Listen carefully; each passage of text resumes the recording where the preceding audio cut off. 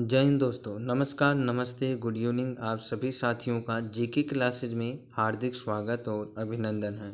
जो भी साथी यूपी बीएड प्रवेश परीक्षा की तैयारी कर रहे हैं, सभी लोग जल्दी से क्लास में आ जाइए।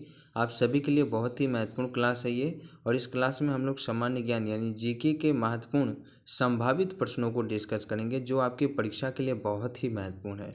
इसके अलावा आप किसी भी प्रतियोगी परीक्षा की तैयारी कर रहे हैं तो ये क्लास आपके लिए बहुत ही महत्वपूर्ण है। तो सब लोग जल्दी से क्लास में आएँ और क्लास को शेयर कर दें।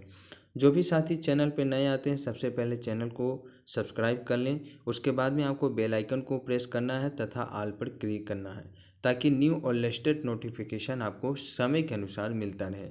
इसके अलावा आप हमारे टेलीग्राम चैनल को भी ज्वाइन कर सकते हैं, जिसका लिंक आपको इस वीडियो के डिस्क्रिप्शन बॉक्स में मिल जाएगा। अगर आपने इससे पहले के क्लास को नहीं देखा है तो उसका भी लिंक आपको इस वीडियो के डिस्क्रिप्शन बॉक्स में मिल जाएगा।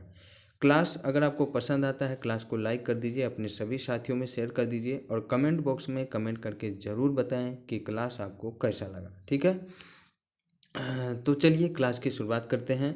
और जो आज की इस क्लास का जो पहला प्रश्न है वो कह रहा है कि फ्रांस में राजतंत्र के उन्मूलन के समय स्थापित जैकोबिन क्लब के सदस्य से संबंध रखते थे। ए, कम समृद्ध हिस्से से, बी, कुलीन वर्ग से, सी, अमीर वर्ग से, डी, अमीर और कुलीन दोनों।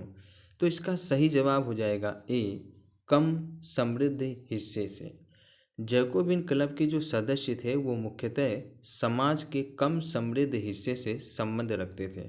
इनमें छोटे दुकानदार, कारीगर जैसे जूता बनाने वाले या पेस्ट्री बनाने वाले, घड़ी साज छपाई करने वाले और नौकर, इसके साथ ही दिहाड़ी मजदूर इसमें शामिल थे। तो option A is right answer. बात करें प्रश्न नंबर 2 की, तो प्रश्न नंबर 2 कहता है कि प्रथम विश्व युद्ध में मित्र राष्ट्र में कौन से देश शामिल थे। ए कहता है कि जर्मनी ऑस्ट्रिया, बी है इंग्लैंड फ्रांस पोलैंड, और सी है जर्मनी फ्रांस इटली, और डी है इंग्लैंड फ्रांस रूस। इसका सही जवाब हो जाएगा डी, इंग्लैंड फ्रांस और रूस। ठीक है, प्रथम विश्व युद्ध में जो मित्र राष्ट्र था उसमें आपके 3 देश शामिल थे, इंग्लैंड, फ्रांस और रूस। इसे मित्र राष्ट्र भी कहा जाता था। इसे क्या कहा जाता था? मित्र राष्ट्र, है ना, मित्र राष्ट्र कहा जाता था। अब देखिए, प्रथम विश्व युद्ध में जब लड़ाई हो रहा था तो प्रथम विश्व युद्ध में लड़ाई कर रहे देशों के 2 खेमे थे। पहला खेमा जो था उसमें आपके जर्मनी और ऑस्ट्रेलिया शामिल था, और जो दूसरा खेमा था उसमें मित्र राष्ट्र शामिल थे, यानी मित्र राष्ट्र के नाम से उस खेमे को जाना जाता था, और इसमें इंग्लैंड, फ्रांस और रूस शामिल थे। ठीक है, क्लियर है सबको? चलिए अब बात करते हैं प्रश्न नंबर 3 की। और प्रश्न नंबर 3 कहता है कि जब रोलेट एक्ट पारित हुआ था उस समय भारत का वायसराय कौन था। ए कहता है लॉर्ड इरविन, बी है लॉर्ड रीडिंग, सी है लॉर्ड चैम्सफोर्ड, और डी है लॉर्ड वेलेवेल। तो इसका सही जवाब होगा C, Chelmsford. Lord Chelmsford जो था, ये जब रोलेट एक्ट पारित हुआ उस समय भारत का वायसराय था। ठीक है, और बात करें जेम्स फोर्ड के बारे में तो प्रथम विश्व युद्ध के समय, और जो प्रथम विश्व युद्ध का समय था वो था आपके 1916 से और 1921। ठीक है, तो प्रथम विश्व युद्ध के समय वर्ष 1916 से वर्ष 1921 तक लॉर्ड जेम्स फोर्ड जो था ये भारत का वायसराय बना था। और इस महायुद्ध में भारतीय सेनाओं को भेजने के कारण, इस महायुद्ध में भारतीय सेनाओं को भेजने के कारण वह काफ़ी चर्चित रहा। इसके समय में रोलेट एक्ट पास हुआ था, और प्रसिद्ध एक बात ये भी आप लोग याद रखेंगे कि जो लॉर्ड जेम्स फोर्ड था इसके समय क्या हुआ था, रोलेट एक्ट पारित हुआ था इसके समय में। और इसके साथ ही इसके समय में जो आपका जलियांवाला बाग हत्याकांड हुआ था, है ना, जलियांवाला बाग हत्याकांड इसके समय में ही हुआ था, और ये समय जो था आपका वो अप्रैल 1919 था। ठीक है, अप्रैल 1919 में ये कांड हुआ था जलियांवाला बाग का, और इसके समय जो वायसराय था भारत का वो था लॉर्ड जेम्स फोर्ड। ठीक है, क्लियर है सबको, कोई दिक्कत नहीं है ना। चलिए आगे बढ़ें। चलिए अब हम लोग बात करते हैं प्रश्न नंबर 4 की। और प्रश्न नंबर 4 कहता है कि अशोक द्वारा स्थापित सबसे सुरक्षित स्तंभ है। ए कहता है लोरिया नंदगढ़ का, बी कहता है कि सांची का, सी है सारनाथ का, डी है कौशाम्बी का। और इसका सही जवाब होगा ए लौरिया नंदनगढ़ का, है ना। जो अशोक द्वारा स्थापित सबसे सुरक्षित स्तंभ है वो है लौरिया नंदगढ़ का। ठीक है। अशोक द्वारा स्थापित सबसे सुरक्षित स्तंभों में से बिहार के चंपारण में, ये भी आप लोग याद रखेंगे कि बिहार के चंपारण में, ठीक है, बिहार के चंपारण में स्थित है क्या, लोरिया नंदगढ़ का एक सिंग वाला स्तंभ। क्या है, एक सिंग वाला स्तंभ वहाँ पे स्थापित है, जो कि अशोक के द्वारा स्थापित किया गया था। ये सबसे सुरक्षित अवस्था में है। यहाँ से प्राप्त पाषाण स्तंभ आज तक प्राप्त पाषाण स्तंभों में से सुंदरतम है। ठीक है। और ये सबसे सुरक्षित स्तंभों में से एक है। किसके द्वारा, अशोक के द्वारा स्थापित। ठीक, तो ए आपका राइट आंसर होगा। आई होप आपको समझ में आ गया होगा। ठीक है। जो भी साथी चैनल पे नए आते हैं या इस क्लास में नए आए हैं, सबसे पहले आप चैनल को सब्सक्राइब कर दीजिए और अपने सभी साथियों में क्लास को शेयर कर दीजिए। ठीक है। देखिए आपकी संख्या बहुत कम है, बहुत ही ज़्यादा आपकी संख्या कम है, तो सब लोग ज़्यादा से ज़्यादा संख्या में उपस्थित हो जाइए, है ना। चलिए क्लास को शेयर करते रहिए। हाँ, बात करते हैं प्रश्न नंबर 5 की।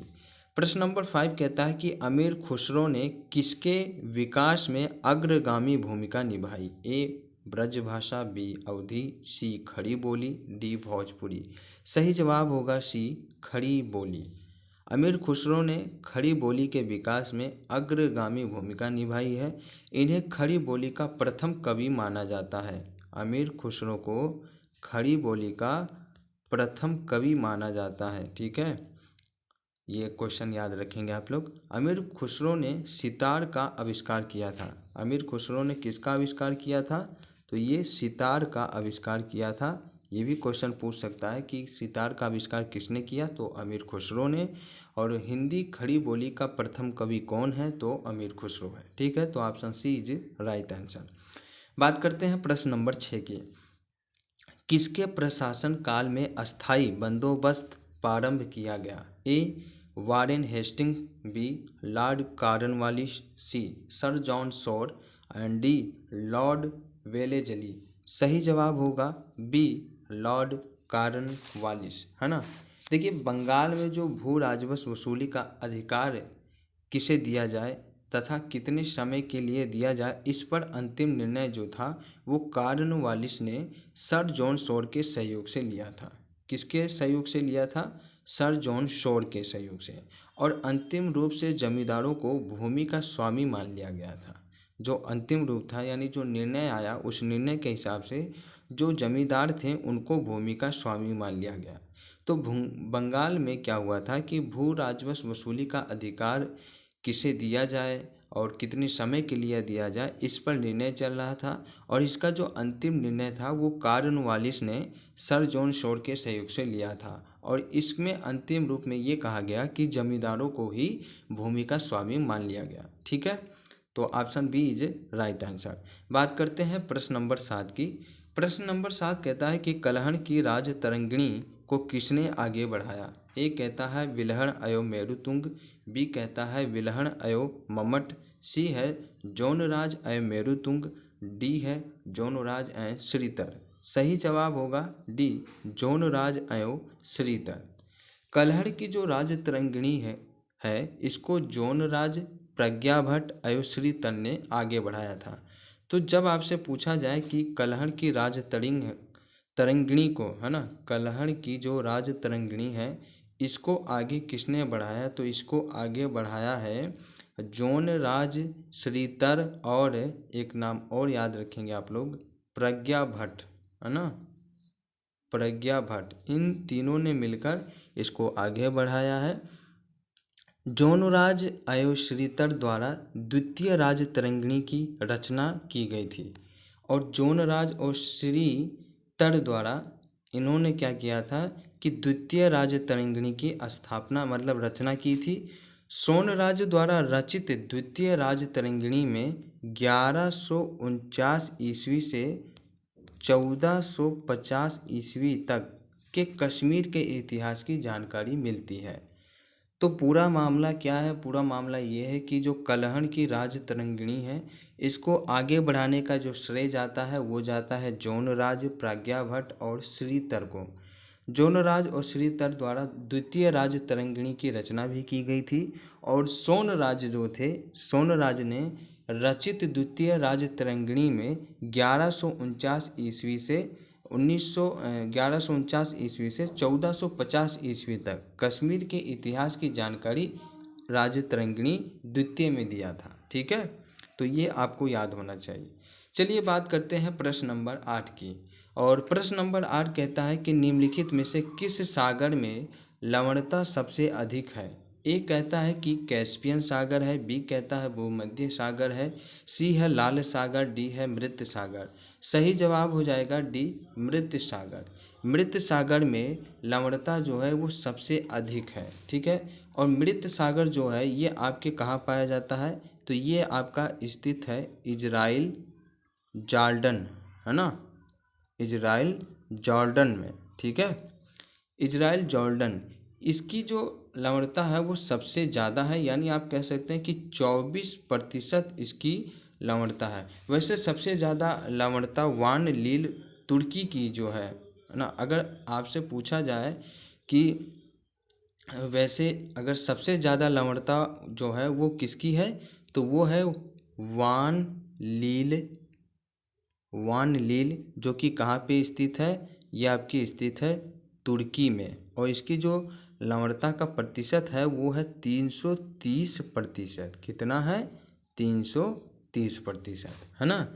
तो मृत सागर जो है ये इजराइल जॉर्डन है ना, और इसकी लवणता जो है वो सबसे ज़्यादा है, यानी 24% है। ठीक है, और अगर आपसे पूछा जाए कि विश्व में किस सागर की लवणता सबसे ज़्यादा है, तो वो है वान लील की। किसकी है? वान लील, जो कि तुर्की में स्थित है। इसकी लवणता का जो प्रतिशत है वो 330% है। ठीक है, कोई दिक्कत नहीं आपको?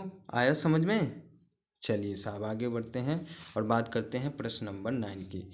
प्रश्न नंबर 9 कहता है कि निम्नलिखित में से कौन सा राज्य भारत में मैग्नीज का सर्वाधिक उत्पादन है? ए है महाराष्ट्र, बी है मध्य प्रदेश, सी है कर्नाटक, डी है उड़ीसा। सही जवाब हो जाएगा डी, उड़ीसा। उड़ीसा राज्य जो है ये भारत में मैग्नीज का सर्वाधिक उत्पादन करता है। भारत में मैग्नीज का जो है सर्वाधिक उत्पादन वो उड़ीसा में होता है। लगभग 40% मैग्नीज की जो खान है वो उड़ीसा के सुंदरगढ़ में पाया जाता है। उड़ीसा के सुंदरगढ़, और एक और जगह का नाम याद रखेंगे आप लोग, कालाहांडी, है ना। उड़ीसा का सुंदरगढ़, कालाहांडी और कोरापुट। कोरापुट कोरापुट के अलावा आप मयूरभंज भी याद कर लीजिएगा, है ना, मयूरभंज।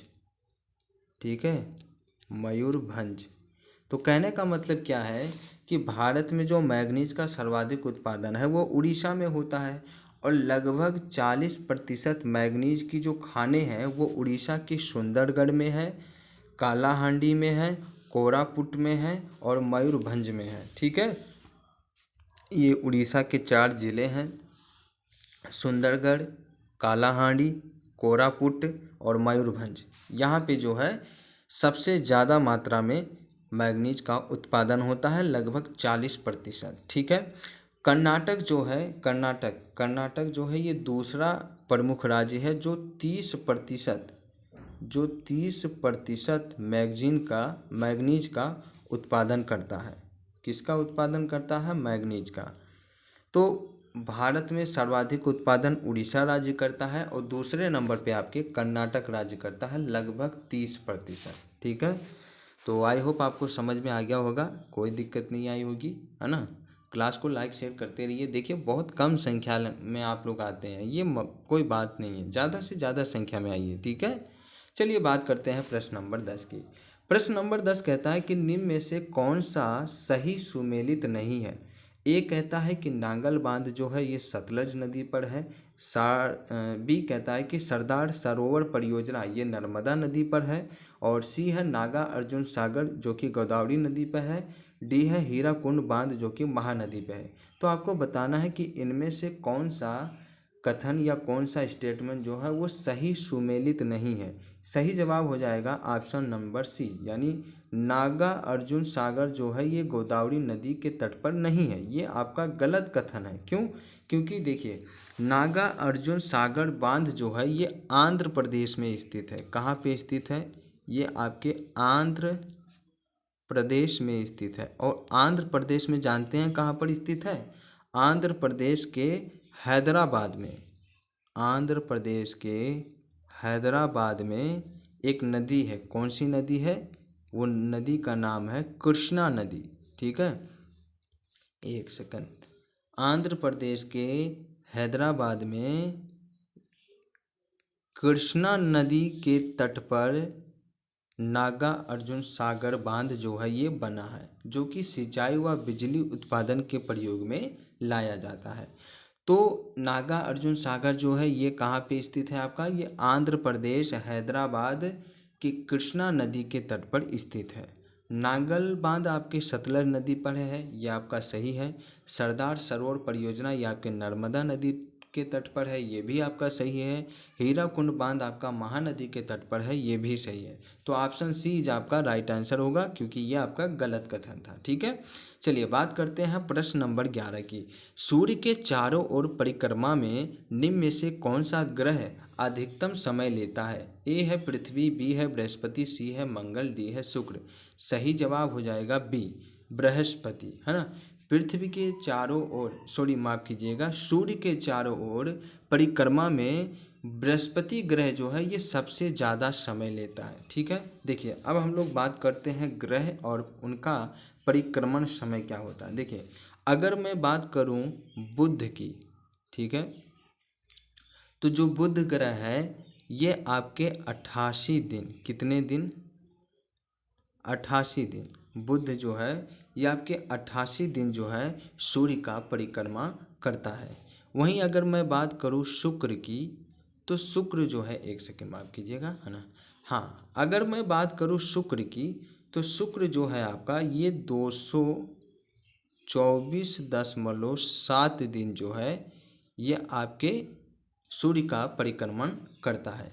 पृथ्वी की बात करूं अगर मैं, तो पृथ्वी जो है ये आपके 365.26 दिन जो है सूर्य का परिक्रमा करती है, ठीक है। वहीं अगर मैं मंगल की बात करूं, तो मंगल जो है वो 687 दिन 687 दिन जो है सूर्य का परिक्रमा करता है। और अगर मैं बृहस्पति की बात करूं, तो ये 11.9 वर्ष जो है सूर्य का परिक्रमा करता है, ठीक है। अगर मैं वरुण की बात करूं, तो वरुण जो आपका ग्रह है ये 164.8 वर्ष तक 164.8 वर्ष तक आपके परिक्रमा करता है, ठीक है। और अरुण जो है यह आपके 84.0 वर्ष आपके सूर्य का चारों ओर परिक्रमा करता है। शनि आपके 29.5 वर्ष सूर्य का परिक्रमा करता है। तो हमने देखा कि सबसे ज़्यादा, ये आपका जो ऑप्शन दिया था, इस ऑप्शन में आपका बृहस्पति सही जवाब होगा। और अगर वैसे पूछा जाए कि कौन सा ग्रह जो है सूर्य के चारों ओर सबसे ज़्यादा या सबसे अधिकतम समय में परिक्रमा करता है, तो वो आपका कौन सा जवाब सही होगा? वो आपका वरुण सही होगा, क्योंकि वरुण जो है 164.8 वर्ष लगाता है सूर्य के चारों ओर चक्कर लगाने में, ठीक है। और सबसे कम समय जो लगाता है वो बुध लगाता है, मात्र 88 दिन, ठीक। कोई दिक्कत नहीं, सबको क्लियर हो गया, है ना। चलिए आगे बढ़ते हैं हम लोग और बात करते हैं प्रश्न नंबर 12 की। बांकू किसके लिए प्रसिद्ध है? ए कहता है कि लौह इस्पात, बी कहता है हवाई जहाज उद्योग, सी है समुद्री जहाज उद्योग और डी है पेट्रोलियम। सही जवाब होगा पेट्रोलियम। बांकू जो है ये पेट्रोलियम के लिए प्रसिद्ध है। ठीक है, सबसे पहले बात करते हैं कि बांकू जो ये है कहाँ पे, तो ये आपका है अजरबैजान। ठीक है, अजरबैजान, अजरबैजान की राजधानी है बांकू जो है। बांकू ये अजरबैजान की राजधानी है, जो कि कहाँ पे स्थित है, जो कि आपको प्राप्त होगा, यानी जो आप जानते हैं ये कहाँ पे स्थित होगी, ये स्थित है कैस्पियन सागर के तट पर।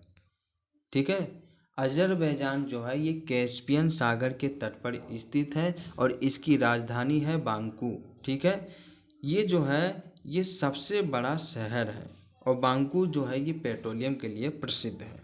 ठीक है, क्लियर है सबको?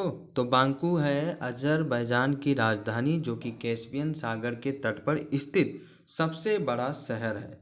ठीक है, और ये आपकी पेट्रोलियम के लिए प्रसिद्ध है। बात करते हैं प्रश्न नंबर 13 की। प्रश्न नंबर 13 कहता है कि हरित क्रांति में प्रयुक्त मुख्य पादप यानी फसल कौन सा था? प्रश्न नंबर 13 है कि हरित क्रांति में प्रयुक्त मुख्य पादप यानी फसल कौन सा था? ए कहता है कि जैपोनिक चावल, बी है भारतीय चावल, सी है समर गेहूं, डी है मैक्सिकन गेहूं और सही जवाब हो जाएगा डी मैक्सिकन गेहूं। हरित क्रांति में प्रयुक्त मुख्य पादप यानी जो फसल है वो मैक्सिकन गेहूं है। ठीक है, हरित क्रांति में मैक्सिकन गेहूं पादप को प्रमुख रूप से प्रयुक्त किया गया था। ठीक, क्लियर है सबको? चलिए बात करते हैं प्रश्न नंबर 14 की। और प्रश्न नंबर 14 कहता है कि नोबेल पुरस्कार दिए जाते हैं। ए नॉर्वे सरकार के द्वारा, बी स्विट्जरलैंड सरकार के द्वारा, डी स्वीडन सरकार के द्वारा, सॉरी माफ़ कीजिएगा, सी स्वीडन सरकार के द्वारा और डी है स्वीडिश अकादमी के द्वारा।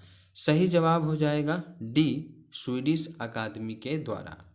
नोबेल पुरस्कार जो है ये स्वीडन के वैज्ञानिक तथा डायनामाइट के आविष्कारक अल्फ्रेड नोबेल की स्मृति में वर्ष 1901 में प्रारंभ हुआ था, जो कि स्वीडिश अकादमी के द्वारा भौतिक, रसायन, चिकित्सा, साहित्य, शांति तथा अर्थशास्त्र के क्षेत्र में प्रदान किया जाता है। ठीक है, तो नोबेल पुरस्कार के बारे में बात करें तो ये आपके नोबेल पुरस्कार जो है ये स्वीडन के एक वैज्ञानिक थे जो कि डायनामाइट के आविष्कारक थे। उनका नाम था अल्फ्रेड नोबेल।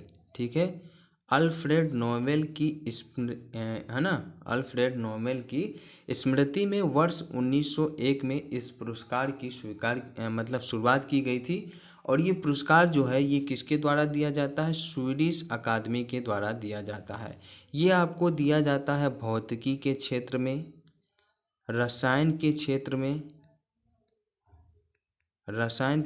में, चिकित्सा के क्षेत्र में, चिकित्सा के साथ साथ आपके साहित्य के क्षेत्र में भी इस पुरस्कार को दिया जाता है। उसके अलावा शांति के क्षेत्र में इस पुरस्कार को दिया जाता है और अर्थशास्त्र के क्षेत्र में भी इस पुरस्कार को दिया जाता है। ठीक है, तो आई होप आपको समझ में आ गया होगा, कोई भी दिक्कत नहीं आ रही होगी, है ना। चलिए बात करते हैं प्रश्न नंबर 15 की, है ना। आज की इस क्लास का आखिरी प्रश्न है और प्रश्न नंबर 15 कहता है कि डॉक्टर अमर्त्य सेन को नोबेल पुरस्कार उनके निम्न में से किस एक के योगदान के अभिज्ञान में दिया गया था? डॉक्टर अमर्त्य सेन को नोबेल पुरस्कार उनके निम्न में से किस एक के योगदान के अभिज्ञान में दिया गया? एक कहता है कि श्रम अर्थशास्त्र, बी है विपणन अर्थशास्त्र, सी है मौद्रिक अर्थशास्त्र और डी है कल्याणकारी अर्थशास्त्र। सही जवाब हो जाएगा डी कल्याणकारी अर्थशास्त्र के अभिज्ञान में डॉक्टर अमर्त्य सेन को नोबेल पुरस्कार दिया गया था।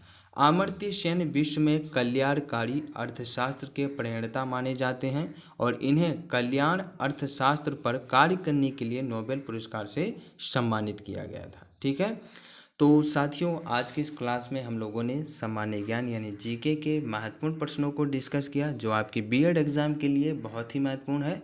न कि बीएड एग्ज़ाम के लिए, बल्कि आप किसी भी प्रतियोगी परीक्षा की तैयारी कर रहे हैं तो सभी प्रतियोगी परीक्षाओं के लिए ये प्रश्न जो है बहुत ही महत्वपूर्ण है, क्योंकि ये सभी प्रश्न आपके बहुत सारी परीक्षाओं में पूछे जा चुके हैं। तो बहुत ही महत्वपूर्ण प्रश्न है, तो सब लोग ज़्यादा से ज़्यादा संख्या में क्लास को देखेंगे, अपने सभी साथियों में क्लास को शेयर करेंगे और चैनल को ज़रूर सब्सक्राइब करेंगे। ठीक है, तो आज की इस क्लास को यहीं समाप्त करते हैं, मिलते हैं अगली क्लास में। तब तक के लिए आप सभी साथियों का बहुत बहुत धन्यवाद।